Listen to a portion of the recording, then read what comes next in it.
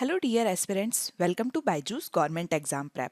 Daily current affairs की series में आपका एक बार फिर से स्वागत है और आज हम 21 नवंबर 2020 के करंट अफेयर्स डिस्कस करेंगे। ये जो करंट अफेयर्स हैं ये आपके लिए एसएससी, डीपीसी, बैंकिंग और इसी तरीके के जो दूसरे गवर्नमेंट एग्जाम होते हैं उसमें काफ़ी हेल्पफुल हो सकते हैं। तो चलिए शुरुआत करते हैं। डेली करंट अफेयर्स की सीरीज में हमारा सबसे पहला सेक्शन है राष्ट्रीय मामले अर्थात नेशनल अफेयर्स। इसमें हमारा सबसे पहला न्यूज आर्टिकल है World Bank signs $120 million project to improve connectivity in Meghalaya. अर्थात वर्ल्ड बैंक ने भारत सरकार और मेघालय की सरकार के साथ में $120 मिलियन का प्रोजेक्ट पर हस्ताक्षर किए हैं ताकि मेघालय जो है वहां पर कनेक्टिविटी इम्प्रूव की जा सके। तो गवर्नमेंट ऑफ इंडिया अर्थात भारत सरकार, गवर्नमेंट ऑफ मेघालय अर्थात मेघालय सरकार और वर्ल्ड बैंक, इन तीनों ने $120 मिलियन के प्रोजेक्ट पर साइन किया है to improve and modernise the transport sector of Meghalaya. अर्थात मेघालय का जो ट्रांसपोर्ट सेक्टर है, जो परिवहन क्षेत्र है, उसमें सुधार और आधुनिकीकरण के लिए इस प्रोजेक्ट पर हस्ताक्षर किए गए हैं। तो ये जो प्रोजेक्ट होगा, इससे क्या होगा कि मेघालय का जो हाई पोटेंशियल वाला और उच्च मूल्य वाला कृषि क्षेत्र है अर्थात एग्रीकल्चर का क्षेत्र है और जो पर्यटन अर्थात टूरिज्म का क्षेत्र है, उसको उस क्षेत्र की जो पोटेंशियल है अर्थात उस क्षेत्र की जो क्षमता है, उस क्षमता का दोहन करने में मदद मिलेगी, उस क्षमता को हार्नेस करने में मदद मिलेगी। ये जो 120 मिलियन का लोन होगा ये दिया जाएगा international bank for reconstruction and development अर्थात IBRD के द्वारा और इसकी जो मैच्योरिटी पीरियड है वो 14 साल का होगा। इसके साथ ही इसमें 6 साल का ग्रेस पीरियड होगा। अगर हम यहाँ पर IBRD के बारे में बात करें अर्थात international bank for reconstruction and development के बारे में बात करें तो ये एक डेवलपमेंट बैंक है जिसे एडमिनिस्टर किया जाता है, जिसे प्रशासित किया जाता है वर्ल्ड बैंक अर्थात विश्व बैंक के द्वारा ही। तो अगर हम ये जो प्रोजेक्ट पर हस्ताक्षर किए गए हैं इसके अंदर परियोजना क्या है इसके बारे में बात करें तो मेघालय इंटीग्रेटेड ट्रांसपोर्ट प्रोजेक्ट जो है ये लगभग 300 किलोमीटर की स्ट्रेटेजिक रोड का जो सेगमेंट है और स्टैंड अलोन ब्रिजेस जो हैं उन्हें इम्प्रूव करेगा। किस तरीके से? इनोवेशन के साथ में अर्थात नवीकरण के साथ में। क्लाइमेट रेजिलिएंट होंगे ये अर्थात जलवायु लचीले होंगे, ये इस प्रकार के होंगे जिनसे जलवायु जो है वो ज़्यादा प्रभावित ना हो। साथ ही ये नेचर बेस्ड सॉल्यूशन होंगे अर्थात प्रकृति आधारित समाधान होंगे। इस प्रकार के ब्रिजेस और रोड बनाए जाएंगे जिनका समन्वय प्रकृति के साथ में हो। इसके अलावा जो खंड होंगे वो सर्व करेंगे मेजर एग्रीकल्चर एरिया को। इसके साथ ही जो इम्पोर्टेंट टूरिज्म की डेस्टिनेशंस होगी वहां पर ये कार्य किए जाएंगे, स्मॉल स्केल इंडस्ट्री।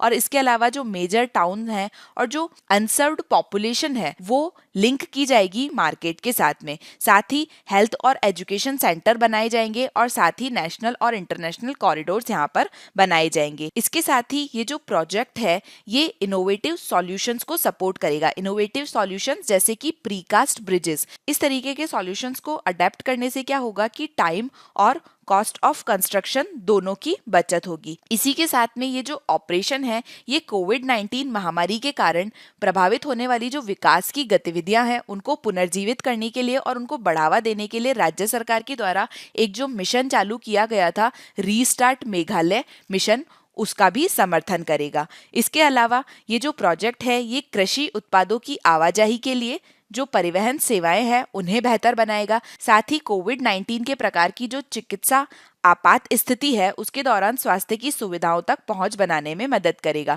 तो मेघालय जो है वो एक ऐसा राज्य है जहां का जो टेरेन है वो काफ़ी ऊंचा नीचा है और इसके कारण वहां पर जो कनेक्टिविटी है वो उपलब्ध नहीं है। कनेक्टिविटी नहीं होने से क्या होता है कि जो परिवहन सेवाएं हैं वो नहीं है, आप आसानी से वहां तक नहीं पहुंच सकते हैं। तो इस प्रकार से परिवहन को बेहतर बनाने के लिए ये प्रोजेक्ट लाया जा रहा है और इस प्रोजेक्ट से लगभग 5 लाख निवासियों को लाभ होगा। साथ ही इस प्रोजेक्ट के आने से क्या होगा कि करीब 8 मिलियन पर्सन डे का एम्प्लॉयमेंट जो है वो सीधे जनरेट होगा। तो इस तरीके से ये महत्वपूर्ण है।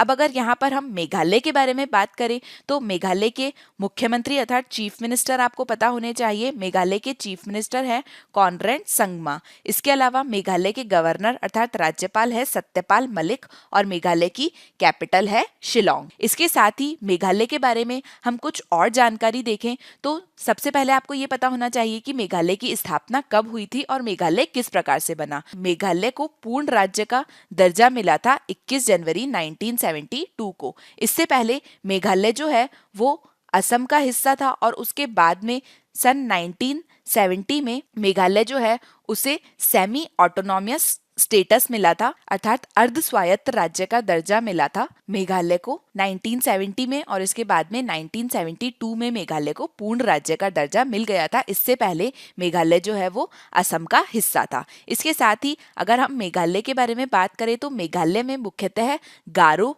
खासी और जैंतिया आदिवासी समुदाय के जो लोग हैं वो रहते हैं, आपको ध्यान होना चाहिए। और इसके साथ ही भारत में जो सबसे अधिक वर्षा वाला क्षेत्र है वो भी मेघालय में ही स्थित है। तो भारत में वो कौन सा क्षेत्र है जहां पर सबसे अधिक वर्षा होती है, तो वो है मानेसराम, और ये क्षेत्र मेघालय में स्थित है। इसके साथ ही अगर ब्रिटिश राज की बात करें तो ब्रिटिश राज के समय, उस समय जो ब्रिटिश शाही के अधिकारी थे वो मेघालय को पूर्व का स्कॉटलैंड कहते थे, अर्थात मेघालय को स्कॉटलैंड ऑफ ईस्ट कहा जाता था। साथ ही अगर हम मेघालय के संबंध में कुछ त्योहारों के बारे में चर्चा करें तो पैबलॉम नोंगक्रिंग एक त्योहार है मेघालय का, जो कि 5 दिनों का त्योहार है और खासियों के द्वारा ये मनाया जाता है। इसके अलावा अगर हम मेघालय के अभ्यारण्य के बारे में बात करें तो बालफक्रम नेशनल पार्क जो है वो भी मेघालय में ही स्थित है, ये आपको पता होना चाहिए। अब हम चलते हैं हमारे नेक्स्ट न्यूज आर्टिकल की तरफ। तो हमारा अगला आर्टिकल है प्रोजेक्ट किराना। प्रोजेक्ट किराना जो है उसकी शुरुआत की गई है मास्टर कार्ड और United state agency for international development के द्वारा। इन दोनों ने मिलकर प्रोजेक्ट किराना को लॉन्च किया है। ये प्रोग्राम क्यों लॉन्च किया गया है, तो ये जो कार्यक्रम है ये महिला उद्यमियों को बढ़ने, लॉन्च करने और पनपने में सक्षम बनाएगा, अर्थात ये जो प्रोग्राम है this will enable women entrepreneur to grow, launch and thrive. अब अगर हम इस प्रोजेक्ट के बारे में बात करें कि प्रोजेक्ट किराना क्या है, तो जो प्रोजेक्ट किराना है वो 2 साल का एक प्रोग्राम है जो कि सेलेक्टेड डिस्ट्रिक्ट में चालू किया जाएगा। ये डिस्ट्रिक्ट कौन कौन से हैं? कानपुर, लखनऊ और वाराणसी। ये तीनों उत्तर प्रदेश के 3 डिस्ट्रिक्ट हैं, यहाँ पर प्रोजेक्ट किराना की शुरुआत की जाएगी। और ये प्रोजेक्ट किराना कार्य करेगा to increase revenue, digital payment and expand financial inclusion, अर्थात ये प्रोजेक्ट राजस्व, डिजिटल भुगतान को बढ़ाने और वित्तीय समावेशन में विस्तार करने के लिए कार्य करेगा। अब यहाँ पर हमने देखा कि ये जो तीनों जिले हैं ये यूपी से हैं। तो अगर हम ये चर्चा करें कि यूपी को क्यों सेलेक्ट किया गया है, उत्तर प्रदेश को क्यों चुना गया है, तो उत्तर प्रदेश जो है वो भारत का सबसे ज़्यादा जनसंख्या वाला राज्य है। साथ ही यहाँ पर जो सबसे ज़्यादा लोग रहते हैं उनमें से काफ़ी ज़्यादा लोग इनफॉर्मल सेक्टर में एंगेज है। इसके अलावा अगर हम बात करें 10.3% से ज़्यादा यहाँ की जो वुमेन पॉपुलेशन है वो एमएसएमईज में एम्प्लॉयड है। इसके साथ ही ये जो राज्य है उत्तर प्रदेश का, यहाँ पर लार्जेस्ट नंबर ऑफ एमएसएमईज है। सबसे ज्यादा एमएसएमई जो है वो भी उत्तर प्रदेश में ही है। यहाँ पर अगर हम नंबर्स की बात करें तो भारत में जितनी भी एमएसएमई है उसमें से 14% उत्तर प्रदेश में स्थित है। इसलिए यहाँ पर इस प्रोजेक्ट की शुरुआत करने के लिए उत्तर प्रदेश को चुना गया है। अब अगर हम इस परियोजना के उद्देश्य के बारे में बात करें, प्रोजेक्ट के एम के बारे में बात करें, तो इस प्रोजेक्ट का एम है to build digital literacy and financial inclusion of women in the state, अर्थात राज्य में महिलाओं की डिजिटल साक्षरता और वित्तीय साक्षरता का निर्माण करना। इससे क्या होगा कि जो महिलाएं हैं उनका बिजनेस मैनेजमेंट स्किल बढ़ेगा, अर्थात महिलाओं का व्यवसाय प्रबंधन कौशल जो है उसमें सुधार होगा। इसी के साथ में हमने देखा कि ये जो प्रोजेक्ट है इसे मास्टर कार्ड और US agency for international development ने मिलकर चालू किया है। तो अगर हम मास्टर कार्ड के बारे में यहाँ पर चर्चा करें तो जुलाई 2020 में मास्टर कार्ड ने ये अनाउंस किया था कि उनके द्वारा लगभग 250 करोड़ इन्वेस्ट किए जाएंगे एसएमईज पे, अर्थात स्मॉल और मीडियम एंटरप्राइजेस को रिबूट करने के लिए। और इसी लाइन में मास्टर कार्ड की ये जो कमिटमेंट है, इसी के चलते मास्टर कार्ड के द्वारा कई इनिशिएटिव स्टार्ट किए जा रहे हैं और उसी में से एक इनिशिएटिव प्रोजेक्ट किराना भी है।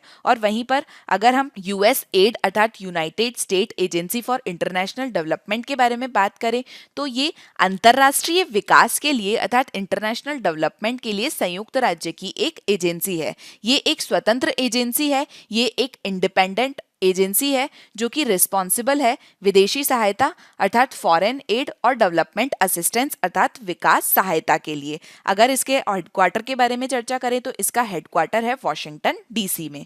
अब हम चलते हैं नेक्स्ट न्यूज आर्टिकल की तरफ। नेक्स्ट न्यूज आर्टिकल है the virtual court traffic and E challan project. तो हाल ही में असम में वर्चुअल कोर्ट जो कि यातायात के लिए है और ई चालान परियोजना का उद्घाटन किया गया है। ये उद्घाटन किया असम के मुख्यमंत्री श्री सर्बानंद सोनोवाल के द्वारा। इसके अलावा कुछ समय पहले महाराष्ट्र में दूसरे वर्चुअल कोर्ट का उद्घाटन किया गया था। तो महाराष्ट्र में जो दूसरे वर्चुअल कोर्ट का उद्घाटन किया गया था, ये उद्घाटन किया गया था chief justice of India mister Arvind Bobde और इसके अलावा जस्टिस डीवाई चंद्रचूड़ जो कि सुप्रीम कोर्ट के जज हैं, इनके द्वारा। इन दोनों ने मिलकर ऑफिशियल ट्रेनिंग इंस्टीट्यूट जो कि नागपुर में है, वहां पर महाराष्ट्र के दूसरे वर्चुअल कोर्ट का उद्घाटन किया था। ये जो महाराष्ट्र का दूसरा वर्चुअल कोर्ट है, इसका नाम है न्याय कौशल, ये आपको ध्यान रखना है। तो इसी डिस्कशन में हम चर्चा करेंगे कि वर्चुअल कोर्ट क्या होते हैं और ई चालान प्रोजेक्ट क्या है। तो सबसे पहले हम देखते हैं कि ई चालान सॉल्यूशन क्या होता है, ई चालान समाधान क्या है। तो ई चालान सॉल्यूशन जो है वो इनिशिएटिव है union ministry of road transport and highway का। तो आपको ध्यान रखना है कि ये केंद्रीय सड़क परिवहन और राजमार्ग मंत्रालय की पहल है और इसके लिए जो सॉफ्टवेयर डेवलप किया है वो सॉफ्टवेयर डेवलप किया है नेशनल इंफॉर्मेटिक्स सेंटर ने, अर्थात राष्ट्रीय सूचना विज्ञान केंद्र के द्वारा इसका सॉफ्टवेयर डेवलप किया गया है। तो ये इलेक्ट्रिक रूप से निर्मित डिजिटल चालान के साथ में मैनुअल चालान की जो वर्तमान अवधारणा है उसको बदल देगा। अभी जो चालान होता है वो मैनुअली होता है, उसमें आपके द्वारा कैश दिया जाता है चालान में, लेकिन इस तरीके का जो ई चालान आएगा वो अभी मैनुअल चालान की जो कॉन्सेप्ट है उसको बदल देगा। इसके बाद में अब हम डिस्कस करेंगे वर्चुअल कोर्ट के बारे में।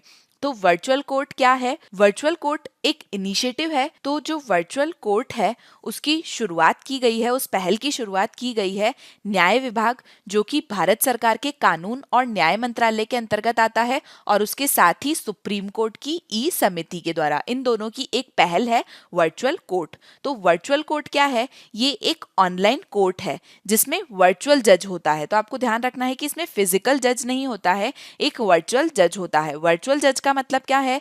वर्चुअल जज is not a person but N algorithm. ये एक व्यक्ति नहीं है बल्कि एक एल्गोरिदम है और इस एल्गोरिदम के द्वारा इस कोर्ट को प्रबंधित किया जाता है और इस कोर्ट का जो अधिकार क्षेत्र है उसे पूरे राज्य में बढ़ाया जा सकता है और इसके द्वारा जो कार्य है वो 24/7 अर्थात पूरा दिन किया जा सकता है। तो जो वर्चुअल कोर्ट है वो एक ब्रिक और मॉर्टल की कोई बिल्डिंग नहीं है, ये कोई कोर्ट की बिल्डिंग नहीं है, बल्कि इसमें जो ट्रायल्स होती है वो वर्चुअल कोर्ट में होती है। इसमें ना तो लिटिगेंट को कोर्ट में प्रेजेंट होना होता है, ना ही जज को फिजिकली कोर्ट में प्रेजेंट होना होता है ज्यूरिसडिक्शन के लिए। इस कोर्ट में जो संचार है वो केवल इलेक्ट्रॉनिक रूप से होता है और इसके अलावा जो सजा है या फिर आगे का जुर्माना है या मुआवजा है उसका भुगतान भी ऑनलाइन होता है। अर्थात ये जो कोर्ट है ये पूरी तरीके से इलेक्ट्रॉनिक फॉर्म में काम करता है। ये जो कोर्ट है इससे क्या होगा कि नागरिकों के साथ साथ जो न्यायिक अधिकारी हैं, जो जुडिशियल ऑफिसर्स हैं, उनकी प्रोडक्टिविटी भी बढ़ेगी और साथ ही ये जो यातायात पुलिस है, जो ट्रैफिक पुलिस डिपार्टमेंट है, उसमें ज्यादा जवाबदेही अर्थात अकाउंटेबिलिटी लाएगा और साथ ही ये लेस करप्शन अर्थात कम भ्रष्टाचार को बढ़ावा देगा, जिससे कि लोगों का जो जीवन है वो बेहतर हो सकेगा। तो अभी असम में जो वर्चुअल कोर्ट का उद्घाटन किया गया है उससे 10 न्यायाधीशों का जो काम है वो केवल एकल न्यायाधीश के द्वारा किया जा सकेगा, जिससे क्या होगा कि 9 न्यायाधीश जो होंगे उनका जुडिशियल काम जो होगा वो बच सकेगा और उससे उनकी प्रोडक्टिविटी बढ़ेगी और वो किसी और केस के लिए कार्य कर सकेंगे। अगर हम वर्चुअल कोर्ट के बारे में बात करें कि इसकी शुरुआत किस तरीके से हुई थी और अब भारत में कितने वर्चुअल कोर्ट हैं और कहाँ कहाँ पर है, तो जो वर्चुअल कोर्ट है उसे दिल्ली में इनॉग्रेट किया गया था 26 जुलाई 2019 को और हरियाणा में इसकी शुरुआत हुई थी 17 अगस्त 2019 को। ये जो कोर्ट है ये चालान के मामलों में इनके द्वारा ट्रायल की जाती है। अभी भारत में 9 वर्चुअल कोर्ट कार्यरत हैं। वो 9 वर्चुअल कोर्ट कौन कौन से हैं? दिल्ली में 2 वर्चुअल कोर्ट हैं, हरियाणा में है, महाराष्ट्र में पुणे में है और अब एक नया वर्चुअल कोर्ट खुला है महाराष्ट्र में नागपुर में। इसके अलावा मद्रास में है, कर्नाटक में बैंगलोर में है, केरल के कोच्चि में है, असम के गुवाहाटी में है। तो ये सभी जो हैं वो केवल ट्रैफिक चालान के जो मामले हैं अभी उनसे निपट रहे हैं। तो हमने यहाँ पर देखा कि अभी कुल 9 वर्चुअल कोर्ट हैं। इसके बाद में अगला सेक्शन है इंटरनेशनल अफेयर्स अर्थात अंतर्राष्ट्रीय मामले। इसमें हम चर्चा करेंगे इंडो थाई कोऑर्डिनेटेड पेट्रोल के बारे में अर्थात कॉर्पेट। तो 30वीं कॉर्पेट एक्सरसाइज जो है वो आयोजित की गई 18 नवंबर 2020 से 20 नवंबर 2020 के बीच में। तो 30वीं जो कॉर्पेट एक्सरसाइज थी वो हुई इंडो और थाई कॉर्पेट एक्सरसाइज अर्थात ये भारत और थाईलैंड के बीच में हुई और ये 30वीं कॉर्पेट एक्सरसाइज थी। तो आपको ध्यान रखना है कि जो कॉर्पेट एक्सरसाइज है ये भारत के द्वारा अलग अलग देशों के साथ में की जाती है और 30वीं कॉर्पेट एक्सरसाइज जो है वो भारत के द्वारा थाईलैंड के साथ में की गई। ये भारतीय नौसेना और रॉयल थाई नौसेना के बीच का एक अभ्यास था। इसमें आईएनएस करमुत जो कि इंडिजीनियस है, इसके साथ ही एचटीएमएस काराबुरी और साथ ही डॉर्नियर समुद्री विमान इनने भाग लिया। ये जो कॉर्पेट एक्सरसाइज है इसका आयोजन वर्ष 2005 से किया जा रहा है और इसे वर्ष में 2 बार आयोजित किया जाता है अंतर्राष्ट्रीय समुद्री सीमा रेखा अर्थात इंटरनेशनल मैरीटाइम बाउंड्री लाइन पर। यहाँ पे हम कॉर्पेट की बात कर रहे हैं तो कॉर्पेट जो है वो भाग लेने वाली जो जल सेनाएं होती है उनके बीच में इंटर ऑपरेबिलिटी को बढ़ाता है। इसके साथ ही ये अवैध गैर पंजीकृत और गैर संगठित जो मछली पकड़ने का कार्य होता है, समुद्री आतंकवाद, मादक पदार्थों की तस्करी, समुद्री डकैती और सशस्त्र डकैती के जो समुद्र में कार्य होते हैं उनको कम करने की सुविधा प्रदान करता है। इसके साथ ही ये परिचालन तालमेल को भी बढ़ाता है। यहाँ पर अगर हम सागर के बारे में बात करें तो सागर के तहत भारतीय नौसेना जो है वो अपने ईईजेड अर्थात एक्सक्लूसिव इकोनॉमिक जोन अर्थात विशेष आर्थिक क्षेत्र जो है वहां पर निगरानी, मानवीय सहायता और आपदा राहत के लिए हिंद महासागर का जो क्षेत्र है वहां पे जो देश हैं उसकी सहायता कर रही है और थाईलैंड जो है वो एक बेनिफिशियरी है इस इनिशिएटिव का। इसके अलावा भारत और थाईलैंड के बीच में होने वाली और दूसरी एक्सरसाइजेस के बारे में और दूसरे अभ्यास के बारे में हम चर्चा करें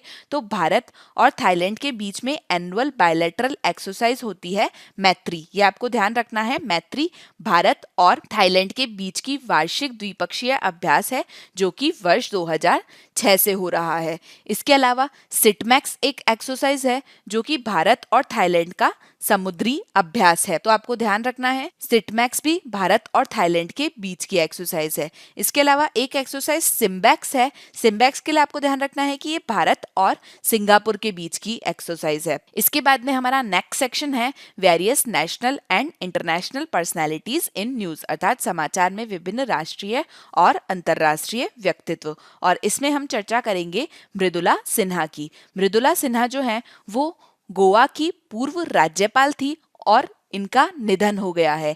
ये भाजपा की दिग्गज नेता थी। तो आपको इनके बारे में ध्यान रखना है कि ये गोवा की पहली महिला राज्यपाल थी। She was the first women governor of Goa. इसके साथ ही ये एक कुशल लेखिका भी थी। She was a proficient writer. इन्होंने साहित्य के साथ साथ संस्कृति की दुनिया में भी अपना व्यापक योगदान दिया था। इनके द्वारा मानव संसाधन विकास मंत्रालय में भाजपा की महिला शाखा जो है उसकी प्रमुख के रूप में कार्य किया गया। साथ ही ये केंद्रीय समाज कल्याण बोर्ड की अध्यक्ष के रूप में भी इनके द्वारा कार्य किया गया था। इनको याद किया जाएगा इनके द्वारा जो एक सांस्कृतिक कार्यक्रम की शुरुआत की गई थी चांद के साथ उसके लिए। तो सिन्हा जो है वो मुजफ्फरनगर की निवासी हैं और इनके द्वारा गवर्नर हाउस का जो लॉन होता है वहां पर चांद के साथ नाम की एक सांस्कृतिक कार्यक्रम की शुरुआत की गई थी। इसके साथ ही इन्होंने राजभवन के अंदर पशुशाला भी खोली थी जिसके लिए भी इन्हें याद किया जाएगा। अब हम चलते हैं नेक्स्ट सेक्शन की तरफ जो कि है banking and finance related news अर्थात बैंकिंग और वित्त संबंधी समाचार और इसमें हम चर्चा करेंगे एक ऐप के बारे में जिसका नाम है आनंदा। Launch of Ananda. आनंदा एक ऐप को लॉन्च किया है और ये ऐप होगा आत्मनिर्भर agent new business digital app. तो आनंदा नाम का जो ऐप है वो LIC के द्वारा, LIC ऑफ इंडिया के द्वारा लॉन्च किया गया है और ये एक डिजिटल एप्लीकेशन है। ये जो डिजिटल एप्लीकेशन है ये लाइफ इंश्योरेंस का जो क्षेत्र होता है उसमें एक गेम चेंजर साबित होने की इसकी उम्मीद है। तो अभी का जो समय चल रहा है, अभी के समय को एक बहुत ही डिफिकल्ट और चैलेंजिंग टाइम बोला जा रहा है कोविड के समय में, जबकि सोशल डिस्टेंसिंग जो है वो बहुत ज़रूरी है। तो ऐसे समय में LIC एक यूनिक और टाइमली इनिशिएटिव के साथ में आया है और इस इनिशिएटिव के तहत क्या किया जाएगा कि जितना भी प्रपोजल कंप्लीशन का प्रोसेस होता है LIC को लेकर वो पूरी तरीके से पेपरलेस होगा। तो ये जो न्यू बिजनेस कंप्लीशन का प्रोसेस है इसे पूरी तरीके से री इंजीनियर किया गया है और इसमें जितने भी फिजिकल फॉर्मेट थे पहले उसे कन्वर्ट किया गया है डिजिटल में। तो इससे क्या होगा कि सोशल डिस्टेंसिंग बनी रहेगी और ये जो LIC के एजेंट होते हैं इन्हें पॉलिसी का कार्य करने के लिए फिजिकल रूप से जो उपभोक्ता है उनसे नहीं मिलना पड़ेगा। तो आनंदा जो ऐप है वो ग्राहकों को शारीरिक रूप से मिलने के बिना भी पॉलिसी को पूरा करने में सक्षम करेगा। Ananda will enable an agent to complete a policy even without physically meeting the customer. लेकिन इसमें एक प्री रिक्विजिट है, इसमें एक शर्त है कि जो ग्राहक है उसका मोबाइल नंबर उसके आधार कार्ड से मैप हुआ होना चाहिए, आधार कार्ड से जुड़ा हुआ होना चाहिए। इसके अलावा इस एप्लीकेशन के संबंध में ये बोला जा रहा है कि इस एप्लीकेशन ने निगम के जितने भी मध्यस्थ जो हैं, जितने भी इंटरमीडिएटरीज हैं, उनसे एक बहुत ही अच्छा रिस्पांस प्राप्त किया है और ये जो इनिशिएटिव है ये एक कैटालिस्ट की तरह कार्य करेगा, ये एक उत्प्रेरक के रूप में कार्य करेगा। इसके साथ ही ये आने वाले दिनों में निगम का जो व्यावसायिक प्रदर्शन का क्षेत्र है, जो बिजनेस परफॉर्मेंस ऑफ कॉर्पोरेशन है, उसमें एक बड़े बूस्टर के रूप में काम करेगा। इसके बाद में अब हम चलते हैं नेक्स्ट सेक्शन की तरफ जो कि है बुक्स एंड अवार्ड्स अर्थात पुरस्कार और पुस्तकें। और इसमें आज हम चर्चा करेंगे 2020 के बुकर प्राइज के बारे में। 2020 का बुकर प्राइज मिला है एक स्कॉटिश राइटर को जिनका नाम है डगलस स्टुअर्ट। डगलस स्टुअर्ट को 2020 बुकर प्राइज मिला है फॉर फिक्शन और उन्हें ये प्राइज मिला है उनकी डेब्यूट नॉवेल जिसका नाम है शुगी बेन इसके लिए। ये 44 ईयर के हैं और ये सेकंड स्कॉट हैं जिन्हें की इस प्रतिष्ठित साहित्य पुरस्कार से सम्मानित किया गया है। तो ये है मिस्टर डगलस स्टुअर्ट और ये इनकी नॉवेल है जिसके लिए इन्हें सम्मानित किया है बुकर प्राइज 2020 से। इसके बाद में अगर हम बुकर प्राइज फॉर फिक्शन के बारे में बात करें तो इसे फॉर्मली जाना जाता है बुकर मैककॉलन प्राइज के रूप में 1969 से 2001 तक। इसके अलावा इसे मैन बुकर प्राइज बोला जाता था 2002 से 2019 तक और अब इसे बुकर प्राइज फॉर फिक्शन बोला जा रहा है। ये एक लिटरेरी प्राइज है अर्थात ये एक साहित्यिक पुरस्कार है जिसे दिया जाता है for the best original novel written in the English language and published in United Kingdom. अर्थात ये उन नॉवेल को दिया जाता है जो इंग्लिश लैंग्वेज में लिखी गई है और जिसे प्रकाशित किया गया है यूनाइटेड किंगडम में। इसमें प्राइज दिया जाता है 50,000 पाउंड का। 50,000 पाउंड को अगर डॉलर में कन्वर्ट किया जाए तो ये $66,000 होते हैं। इसके अलावा अगर हम बुकर प्राइज 2020 के बारे में बात करें तो हमने देखा कि ये जिस बुक को मिला है उसके अलावा इसमें 5 और बुक्स को शॉर्टलिस्ट किया गया था और उनमें एक बुक थी बर्न्ट शुगर।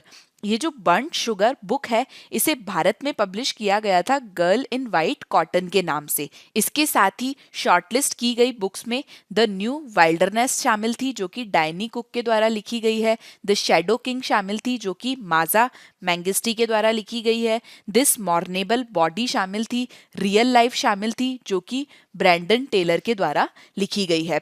इसके साथ ही इन ऑथर्स के अलावा इस इवेंट ने विटनेस किया participation of former US president Barack Obama. Barack Obama के द्वारा हाल ही में अपनी बुक का पहला वॉल्यूम पब्लिश किया गया है। इनकी बुक है अ प्रॉमिस्ड लैंड, इसका पहला वॉल्यूम इनने पब्लिश किया है। ये जो बुक है ये ओबामा के द्वारा तब लिखी गई थी जब इनका टेन्योर चल रहा था as a president of United State जो कि था 2009 से 2017 के बीच में।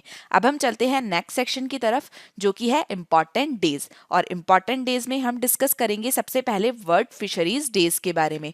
वर्ल्ड फिशरीज डेज जो है वो हर साल मनाया जाता है 21 नवंबर को। 21 नवंबर को विश्व मत्स्य दिवस मनाया जाता है। तो संयुक्त राज्य के अनुसार दुनिया की 2/3 से अधिक फिशिंग जो है वो ओवर फिशिंग की जा रही है। According to United States, more than 2/3 of the world fisheries are overfished. Overfished का मतलब है कि जो फिशिंग की जा रही है वो सस्टेनेबल नहीं है। थोड़े समय में क्या होगा कि जो मछलियां हैं वो हमें मिल नहीं पाएगी, उनकी कमी हो जाएगी।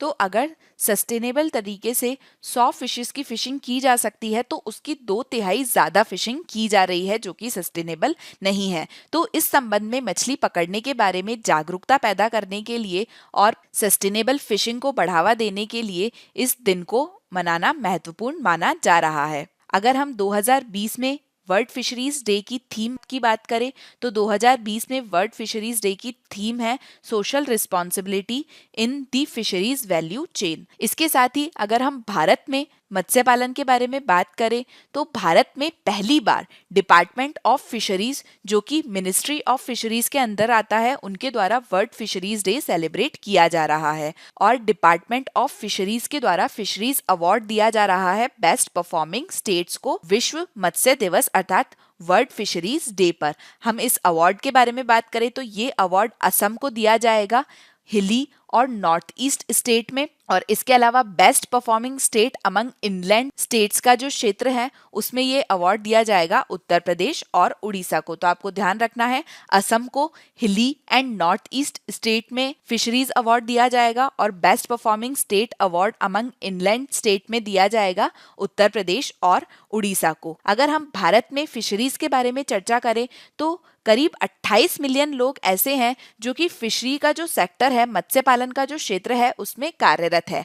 और जो ग्लोबल एक्सपोर्ट है फिशेस का, उसमें भारत का चौथा स्थान है। इसके साथ ही भारत जो है वो 7.7% विश्व मछली उत्पादन करता है। साथ ही अगर हम ये बात करें कि जो फिशरीज सेक्टर है वो इम्पॉर्टेंट क्यों है, तो जो फिशरीज सेक्टर है उसमें जो एम्प्लॉयमेंट होता है उसमें 90% लोग ऐसे हैं जो कि स्मॉल स्केल फिशरीज पर कार्य करते हैं। इसके अलावा 65% जो फिशरीज होती है वो इनलैंड फिशरीज होती है, जिसमें कि low income food deficit countries जो होती है वो शामिल होती है। साथ ही 25% वर्ल्ड डाइटरी प्रोटीन जो है वो फिशेस के द्वारा प्रोवाइड किया जाता है। और पूरे विश्व में जो टोटल फिश कंजम्पशन है वो करीब 100 मिलियन टन का है। इसलिए ये जो सेक्टर है ये बहुत इंपॉर्टेंट है और पूरे विश्व में जो मैनेज किया जाता है ग्लोबल फिशरीज को, उसका जो तरीका है वो सस्टेनेबल किए जाने की आवश्यकता है। अब हम चलते हैं नेक्स्ट डे की तरफ, जो है अफ्रीका इंडस्ट्रियलाइजेशन डे। तो अफ्रीका इंडस्ट्रियलाइजेशन डे मनाया जाता है 20 नवंबर को। अफ्रीका औद्योगिकीकरण दिवस 20 नवंबर को मनाया जाता है और ये एक समय है जब कई अफ्रीकी देशों में जो सरकारें हैं और अन्य संगठन जो है वो अफ्रीका की जो औद्योगिकीकरण प्रक्रिया है उसको प्रोत्साहित करने के तरीकों की जांच करते हैं। इसके साथ ही ये अफ्रीका में औद्योगिकीकरण की जो समस्याएं हैं और जो चुनौती है उस पर दुनिया की मीडिया का ध्यान भी केंद्रित करता है। 2020 की थीम के बारे में बात करें तो अफ्रीका इंडस्ट्रियलाइजेशन डे 2020 की थीम है inclusive and sustainable industrialisation in FCFTA era. Africa में के लिए जो दूसरा औद्योगिक विकास का दशक है 1991 से 2000 का, उसके ढांचे के भीतर संयुक्त राष्ट्र महासभा ने 1989 में 20 नवंबर को अफ्रीका औद्योगिकीकरण दिवस के रूप में घोषित किया था। तो तब से संयुक्त राष्ट्र प्रणाली जो है उनके द्वारा इवेंट्स आयोजित किए जाते हैं इस दिन थ्रू आउट द वर्ल्ड, ताकि जो अफ्रीका के इंडस्ट्रियलाइजेशन की इम्पोर्टेंस है उसके बारे में अवेयरनेस फैलाई जा सके, जागरूकता फैलाई जा सके और साथ ही अफ्रीकी महाद्वीप के द्वारा जो चैलेंजेस फेस किए जाते हैं उनके बारे में विश्व में बताया जा सके। यहाँ पर हमारा करंट अफेयर्स का सेक्शन खत्म होता है। Now let's move on to some static facts. और आज यहाँ पर हम चर्चा करेंगे भारत के कुछ उद्यानों के बारे में, गार्डन्स इन इंडिया। कुछ इंपॉर्टेंट गार्डन्स के नाम यहाँ पर देखेंगे और ये देखेंगे कि वो कहाँ स्थित है। तो सबसे पहले पिंजौर गार्डन। पिंजौर गार्डन है चंडीगढ़ में। इसके बाद में लालबाग, लालबाग स्थित है बैंगलोर में। इसके बाद शालीमार बाग, शालीमार बाग है श्रीनगर में। फिर बुद्धा जयंती पार्क, बुद्ध जयंती पार्क है नई दिल्ली में। फिर है वृंदावन गार्डन, वृंदावन गार्डन स्थित है मैसूर में। मुगल गार्डन, मुगल गार्डन स्थित है नई दिल्ली में।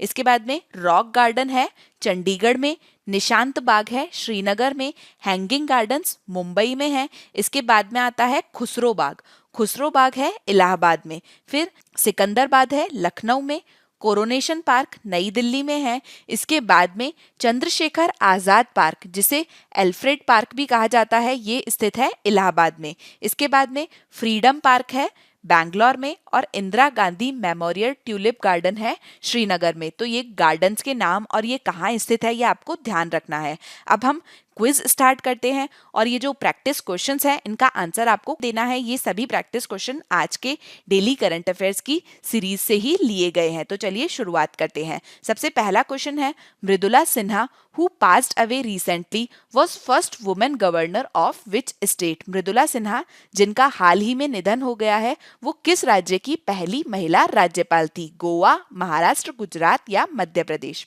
नेक्स्ट क्वेश्चन है, what is the theme of African industrialisation day 2020? Africa औद्योगिकीकरण दिवस 2020 का विषय क्या है? Inclusive and sustainable industrialisation in FCFTA era, African industries, inter Africa connectivity corporation and trade, climate change and Africa. Next question है, Meghalaya came into existence on 21st January 1972 as a full-fledged state.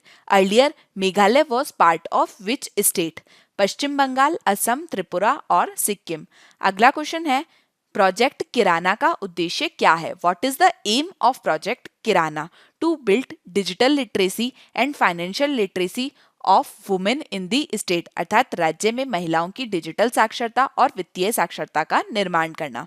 दूसरा है, to build digital literacy and financial literacy of men in state, राज्य में पुरुषों की digital साक्षरता और वित्तीय साक्षरता का निर्माण करना। इसके बाद है, to build literacy of women in the state, राज्य में महिलाओं की साक्षरता का निर्माण करना।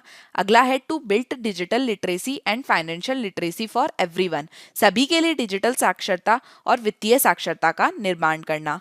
इसके बाद में अगला क्वेश्चन है, where is the headquarter of US aid? US aid का मुख्यालय कहाँ है? वॉशिंगटन, जेनेवा, वियना या फिर लंदन?